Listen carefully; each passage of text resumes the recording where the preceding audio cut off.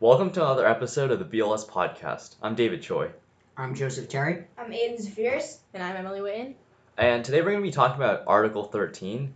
So for those of you who don't know, Article 13 is a recent directive made by the European Union to place responsibility of copyrighted material and that's used illegally on websites such as YouTube and Twitter rather than the users themselves. So basically what this means is that if the law is passed, then content creators in Europe will kind of be prevented from sharing their content because these websites are afraid of getting sued. So, yeah, that's what's been pretty recent. It just basically holds the websites in account for their users. So it's kind of unfair because it's placing the blame on this corporation versus the individual. And I could see the logic behind this. Actually, it kind of makes sense. I mean, these large tech corporations, they kind of break the law in a way when they host material that is created by other people, and it's just kind of morally ambiguous for them to leave it up there and not take it down. So I can see where the EU is coming from in enforcing this, but then again, it does have a pretty big effect on content creators and independent creators in general. Yeah, and to implement this law would be quite hard on these platforms that are having this material. They have to take all that down, and so much of what people post might have just a little bit, but then they wouldn't want to lose all that money, and it might detract from the overall value of these companies. So at least two very very big, very important users on, say, YouTube, PewDiePie and Jacksepticeye. They're both in countries that are part of the EU, and a lot of their content has to do with this. So they would have to. What would be the result of that? Would YouTube have to just take down their accounts? I mean, the worst case scenario is that they're just blocked from uploading stuff from Europe. Yeah. So. But they'd have to take anything down that had that. And then they'd have to put in all these automatic filters and write all this stuff so that nobody could post that. And then a lot of traffic on YouTube might subside if they're just blocked from YouTube. But we have T-Series. Oh man! Subscribe to T-Series. Don't subscribe to T-Series. We're like 500,000 away. Like it's really close right now. My goodness. But yeah, I think this will be really interesting to see how it plays out. And really, the law is extremely vague. So it really could play in any enforcing it could really take a whole bunch of different forms. Yeah, like you said, I think there could be a chance that big YouTubers would have their accounts either filtered or maybe just shut down if they have totally blocked. Yeah, if they have offending content. Yeah, and even in Let's Plays or whatever they do, they try to weave in these memes, these things that can be that was so awkward. Memes. These things that it's hard to explain, but they put these in there, and by doing that, then those would have to be taken off because those have that content that is copyrighted. Copywritten. Copyrighted. Yeah. While I do think that basically what Article 13 is trying to do is kind of a bad idea, I think for some people are. I doubt that YouTube will actually end up just blocking everyone from Europe because first of all, they make a lot of money for YouTube because they have a lot of subscribers and stuff. Very bad for business.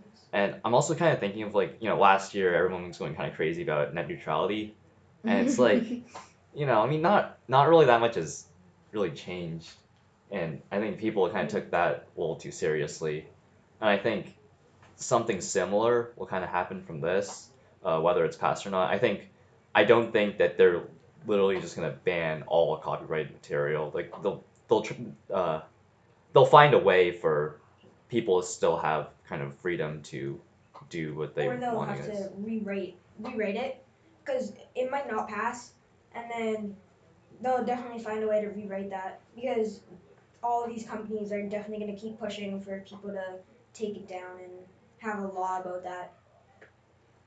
Yeah, I do think it's interesting that a lot of the impetus for like against this law is coming from big tech companies like YouTube, and actually Wikipedia is a pretty big force against Article 13. Well, I And mean, it's not that it's interesting, it's just that it makes sense because they're losing revenue in support by having this enacted.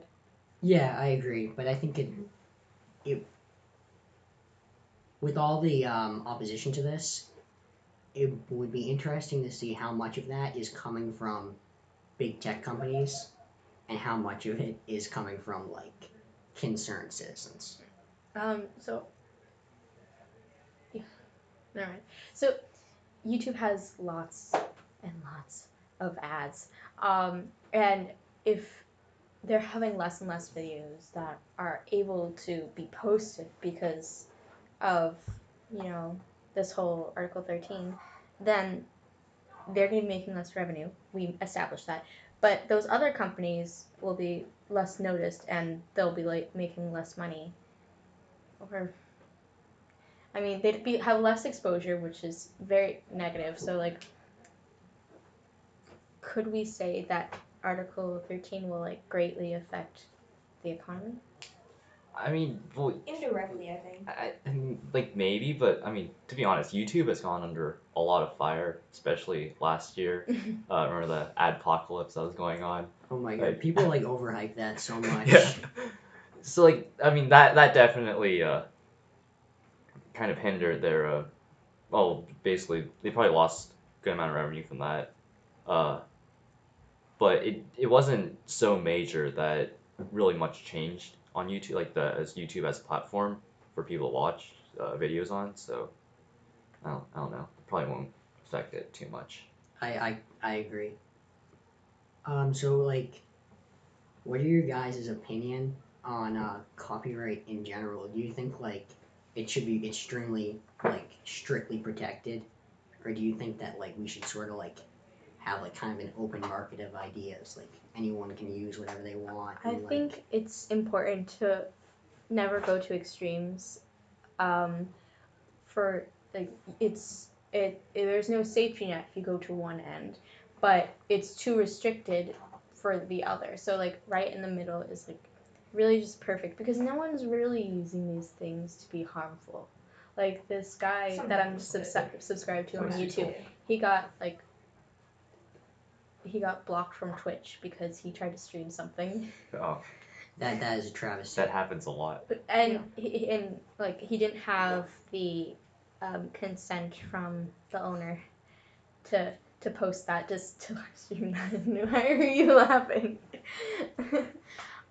Yeah, but the reason we have these copyrights is so that nobody does that. So they do need to be enforced, but I think to a certain extent they do need to be allowed to do these things, because you might get somebody who like everybody loves it, but then they're super restrictive with their copyright and they don't let anybody use it.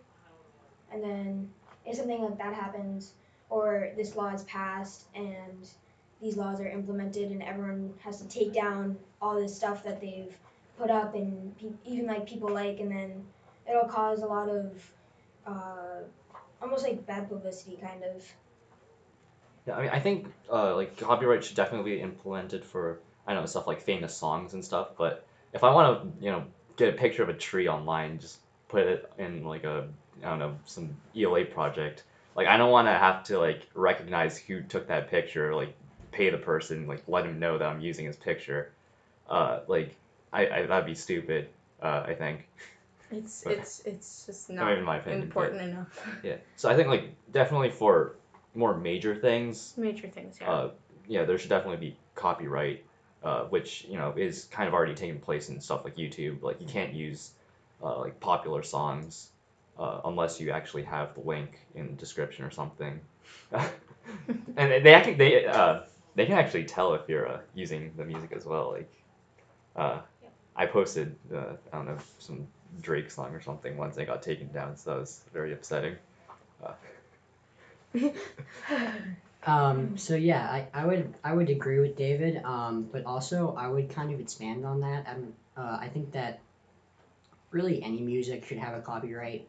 Like if somebody's making it, like you don't want to have them like their song get stolen. Like American Ink. Yeah. You don't want like them let's to say like stole. let's say like if like somebody if you wrote a song and then somebody else was just like and you posted it to YouTube and then somebody else just mirrored it and like changed the name and be like by David Choi. Oh man. And be like started from the bottom now right here by David Choi. David, what And do then you all do? of a sudden like everyone assumed that David like wrote the entire Drake discography. I'd be pretty upset if I were Drake. Just yeah. David, how dare you? Yeah, so I think this is an interesting conversation. So I think like conclusions, like most of the people here are just like not really for it, and it's just kind of it's a very controlling and restrictive law, and yeah, I mean Yeah, almost yeah, too much to a certain extent that it's too many people are not gonna be okay with all the things that it says and all that. So I think probably if they really wanted to get this passed, they'd have to write it less restrictively and have a little bit more freedom for people to do a little bit more. I agree with that. Yeah, you mean using copyrighted material is bad, but they shouldn't go to the extent of literally, just causing these major websites to just literally just block Block people in takedown. Europe to from posting content. Ends don't justify the means. That's very deep, David. Mm-hmm. Yeah. All right. So Subscribe to the BLS Podcast Club on YouTube. Remember to click the bell icon. And drop a comment if you feel the need to. Like it, I guess. Also, follow us on Instagram at BLS Podcast Club, and thank you for listening. yeah, if you want Thank you. if you want to join, be sure to email us at blspodcastclub@gmail.com. And yeah, so Thank you. This has been an episode of BLS Podcast Club.